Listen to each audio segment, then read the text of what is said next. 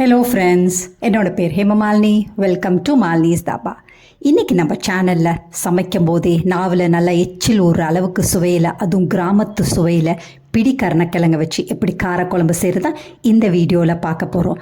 Taste ரொம்ப பிரமாதமாக இருக்கும். இதை நாளே செஞ்சு வச்சுக்கிட்டிங்கன்னா ஃப்ரிட்ஜில் வச்சுருந்து 10-15 நாள் வச்சுருந்து சாப்பிட்லாம். டேஸ்ட் ரொம்ப நல்லாயிருக்கும். இது இட்லி, தோசை, அதே நேரத்தில் நல்ல சுட சுட சாதத்தில் சுட்ட அப்பளம் வச்சு சாப்பிட்டு பாருங்கள். ரொம்ப பிரமாதமாக இருக்கும். ட்ரை பண்ணி பாருங்கள். வீடியோவுக்கு போகிறதுக்கு முதல்ல இது வரைக்கும் நம்ம சேனலை சப்ஸ்கிரைப் பண்ணாமல் இருந்தால் மறக்காமல் சப்ஸ்கிரைப் பண்ணி வச்சுட்டு பக்கத்தில் இருக்க பெல் பட்டனையும் ப்ரெஸ் பண்ணி வச்சுக்கோங்க. அப்போ தான் நான் போடுற வீடியோஸ் உங்களுக்கு நோட்டிஃபிகேஷனில் வரும். வாங்க டிலே பண்ணாமல் வீடியோவுக்கு போகலாம். கிராமத்து சுவையில் சமைக்கிறனால மண் சட்டி தான் யூஸ் பண்ண போகிறேன். மண் சட்டி அடுப்பில் வச்சுருக்கேன். இதில் 4-5 டேபிள் ஸ்பூன் அளவுக்கு நல்லெண்ணெய் சேர்த்துக்கோங்க. அதுவும் நல்லா சூடானோன்னு 1 டீஸ்பூன் கடுகு, 1/2 டீஸ்பூன் சீரகம், 1/4 டீஸ்பூன் வெந்தயம், இதெல்லாம் நல்லா பொரியட்டும். நல்லா பொரிஞ்சோடனே கொஞ்சமாக கருவேப்பிலை சேர்த்துக்கோங்க. கருவேப்பிலையும் நல்லா பொரியட்டும். இந்த அளவுக்கு பொரிஞ்சோடனே 15 சின்ன வெங்காயத்தை பாதியாக வெட்டி வச்சுருக்கேன், அதை சேர்த்துக்கலாம். அதோட 2 பச்சை மிளகாவை பொடியாக நறுக்கி வச்சுருக்கேன், அதையும் சேர்த்துக்கலாம். அதையும் சேர்த்துட்டு நல்லா வதக்கி விட்டுக்கோங்க.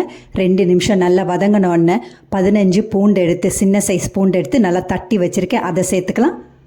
அதையும் சேர்த்துட்டு நல்லா வதக்கி விட்டுக்கோங்க. வெங்காயம், வெள்ளைப்பூண்டு இதெல்லாம் நல்லா வதங்குறதுக்காக 1 டீஸ்பூன் அளவுக்கு உப்பு சேர்த்துக்கலாம். கல் உப்பாக சேர்த்துக்கோங்க. உப்பையும் சேர்த்துட்டு நல்லா வதக்கி விட்டுக்கோங்க. எண்ணெயிலேயே வெங்காயம், வெள்ளைப்பூண்டெல்லாம் நல்லா வதங்கி வரணும். அந்த அளவுக்கு நல்லா வதக்கி விட்டுக்கோங்க. 2-3 நிமிஷம் ஆகும். இந்த மாதிரி நல்லா வதக்கி விட்டுக்கோங்க. பாருங்கள், நல்லா கலரெல்லாம் நல்லா மாறி வந்திருக்கு. இந்த அளவுக்கு நல்லா வதங்கின பிறகு நம்ம தக்காளி சேர்த்துக்கலாம். இதில் மீடியம் சைஸ் தக்காளி 2 எடுத்து நல்லா ரஃப்பாக சாப் பண்ணி வச்சுருக்கேன், அதை சேர்த்துக்கோங்க. அதையும் சேர்த்துட்டு நல்லா கலந்து விட்டுக்கோங்க. தக்காளி நல்லா குழஞ்சி வரணும். அந்த அளவுக்கு நல்லா வதக்கி விட்டுக்கோங்க. ஃப்ளேமை மீடியம் டு லோலேயே வச்சு நல்லா வதக்கி விட்டுக்கோங்க. ஹை ஃப்ளேமில் வதக்குனிங்கன்னா சீக்கிரம் வெந்துடும். டேஸ்ட் அந்தளவுக்கு நல்லா ருசியாக இருக்காது. பாருங்கள், இந்த அளவுக்கு நல்லா வதங்கணும். இப்போ தக்காளியெலாம் நல்ல மஷி, அதாவது நல்லா குழஞ்சி வந்திருக்கு. இந்த அளவுக்கு வந்தோன்னே நம்ம மசாலா பொருட்கள் சேர்த்துக்கலாம். இதில் 5 டேபிள் ஸ்பூன் அளவுக்கு குழம்பு மிளகாய் தூள் சேர்த்துருக்கேன். அதோட 1/2 டேபிள் ஸ்பூன் அளவுக்கு காஷ்மீரி மிளகாய் தூள் சேர்த்துருக்கேன். காஷ்மீரி மிளகாய் தூள் கலருக்காக தான் சேர்க்குறது. வேணாட்டி நீங்கள் ஸ்கிப் பண்ணிக்கலாம். ஆனால் சேர்க்கும் போது கலர் ரொம்ப நல்லாயிருக்கும். இதில் 1/4 டீஸ்பூன் அளவுக்கு மஞ்சத்தூளையும் சேர்த்துட்டு நல்லா வதக்கி விட்டுக்கோங்க. ஹோம் மேட் குழம்பு மிளகாய் தூள் யூஸ் பண்ணிங்கன்னா உங்களோட குழம்பு டேஸ்ட்டும் சரி நல்ல மணமாக இருக்கும். ட்ரை பண்ணி பாருங்கள். உங்களுக்கு குழம்பு மிளகாய் தூள் ரெசிபி வேணும்னா கீழே டிஸ்கிரிப்ஷன் பாக்ஸில் லிங்க் கொடுக்குறேன், பார்த்து தெரிஞ்சுக்கோங்க. மிளகாய் தூளை சேர்த்த பிறகு நல்லா வதக்கி விட்டுக்கோங்க. அடி பிடிக்கிற மாதிரி இருந்தால் 2 டேபிள் ஸ்பூன் அளவுக்கு தண்ணி சேர்த்து நல்லா வதக்கி விட்டுக்கோங்க. எண்ணெயிலே நல்லா பொரிஞ்சு வரணும். மசாலாலாம் நல்லா சுருள வதங்கணும். இந்த அளவுக்கு நல்லா வதங்கின பிறகு 1/2 கப் அளவுக்கு புளி தண்ணி சேர்த்துக்கோங்க. ஏற்கனவே சின்ன எலுமிச்சம்பழ அளவு புளி எடுத்து 1/2 மணி நேரத்துக்கு முன்னே 1/2 கப் அளவுக்கு தண்ணியில் ஊற வச்சுருந்தேன். அந்த புளி தண்ணியை இப்போ சேர்த்துக்கலாம். புளி தண்ணியும் சேர்த்து நல்லா கலந்து விட்டுக்கோங்க. மீடியம் டு லோ ஃப்ளேம்லேயே 10 நிமிஷம் நல்லா சுருள வதங்கணும். எண்ணெயெல்லாம் நல்லா பிரிஞ்சு வரணும். அந்த அளவுக்கு நல்லா வதக்கி விட்டுக்கோங்க. இப்போ பாருங்கள், 10 நிமிஷத்துக்கு பிறகு நம்ம ஊற்றின எண்ணெயெல்லாம் மேலே நல்லா பிரிஞ்சு வந்திருக்கு. இதில் 2 கப் அளவுக்கு தண்ணி சேர்த்துக்கோங்க. தண்ணியும் சேர்த்துட்டு நல்லா கலந்து விட்டுக்கோங்க. கலந்து விட்டுட்டு உப்பு காரம் எல்லாம் செக் பண்ணிக்கோங்க. ஏற்கனவே நம்ம 1 டீஸ்பூன் அளவுக்கு தான் கல் உப்பு சேர்த்துருந்தோம். வெங்காயம், வெள்ளைப்பூண்டெல்லாம் நல்லா வதங்குறதுக்காக இப்போ நம்ம 1/2 டீஸ்பூன் அளவுக்கு கல் உப்பாக சேர்த்துக்கலாம். உப்பையும் சேர்த்துட்டு நல்லா கலந்து விட்டுக்கோங்க. கலந்து விட்டுட்டு மூடியை போட்டு 15-20 நிமிஷம் மீடியம் டு லோ ஃப்ளேமில் நல்லா கொதித்து வரட்டும். எண்ணெயெல்லாம் நல்லா பிரிஞ்சு வர வரைக்கும் நல்லா வேக வச்சுக்கலாம். இப்போ பாருங்கள், நல்ல கமகமான நல்ல வாசமாக குழம்பு ரெடி ஆயிடுச்சு. நம்ம ஊற்றின எண்ணெயெல்லாம் மேலே நல்லா பிரிஞ்சு வந்திருக்கு. ஹோம் மேட் குழம்பு மிளகாய் தூள் யூஸ் பண்ணிங்கன்னா தான் டேஸ்ட்டும் மனமும் ரொம்ப நல்லாயிருக்கும்.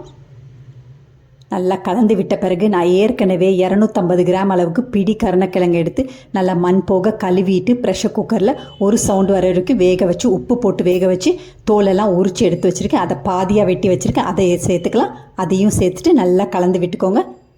2 நிமிஷம் நல்லா கொதிக்கட்டும். நல்லா கொதித்த பிறகு 1/4 டீஸ்பூன் அளவுக்கு பெருங்காயத்தூள், 1/2 டீஸ்பூன் மிளகுத்தூள் சேர்த்துக்கோங்க. 1/2 டீஸ்பூன் சீரகத்தூள் வேணும்னா சேர்த்துக்கோங்க. சேர்த்தா நல்லா வாசமாக இருக்கும். அதையும் சேர்த்துட்டு நல்லா கலந்து விட்டுக்கோங்க. மறுபடியும் ஒரு 2 நிமிஷம் நல்லா கொதிச்சா சரியாக இருக்கும். அவ்வளோதான், நம்மளோட அருமையான கிராமத்து சுவையில் நல்ல மணக்க நாவில் எச்சில் ஊறுற அளவுக்கு ரொம்ப சுவையான பிடி கருணக்கிழங்க வச்சு காரக்குழம்பு ரெடி ஆயிடுச்சு. இந்த காரக்குழம்ப காய் எதுவுமே சேர்க்காமல் நீங்கள் செஞ்சு வச்சுக்கிட்டிங்கன்னா 10-15 நாள் ஃப்ரிட்ஜில் வச்சுருந்து சாப்பிட்லாம். உங்களுக்கு விருப்பமான காயை எடுத்து நல்லா வதக்கிட்டோ நல்லா எண்ணெயில் பொரிச்சிட்டு குழம்புல இருந்து கொஞ்சமாக குழம்பை எடுத்து நல்லா சூடு பண்ணி காயை சேர்த்திட்டிங்கன்னா உங்களுக்கு விருப்பமான குழம்பு வந்து ரெடி ஆகிடும். வத்த குழம்பு செய்யலாம், கத்திரிக்காய் காரக்குழம்பு செய்யலாம், முருங்கைக்காய் காரக்குழம்பு, தட்டைப்பயிறு அதெல்லாம் போட்டு செய்யலாம். டேஸ்ட் வந்து ரொம்ப பிரமாதமாக இருக்கும். மீன் குழம்பையே மிஞ்சுற அளவுக்கு ரொம்ப சுவையான பிடி கருணக்கிழங்கு காரக்குழம்பு நம்ம ரெடி பண்ணிட்டோம். இதே மாதிரி அளவுகளோடு நீங்களும் இந்த காரக்குழம்பு செஞ்சு பார்த்துட்டு எப்படி இருக்குன்னு கமெண்ட் பண்ணுங்கள். பிடிச்சிருந்தா இந்த ரெசிபியை உங்கள் ஃபேமிலி ஃப்ரெண்ட்ஸோட ஷேர் பண்ணுங்கள், லைக் பண்ணுங்கள், சேவ் பண்ணி வச்சுக்கோங்க. இந்த மாதிரி கிராமத்து சுவையான ரெசிபிஸ் வேணும்னாலும் மறக்காமல் நம்ம சேனலை சப்ஸ்கிரைப் பண்ணி வச்சுக்கோங்க. தேங்க்ஸ் ஃபார் வாட்சிங் ஃப்ரெண்ட்ஸ்.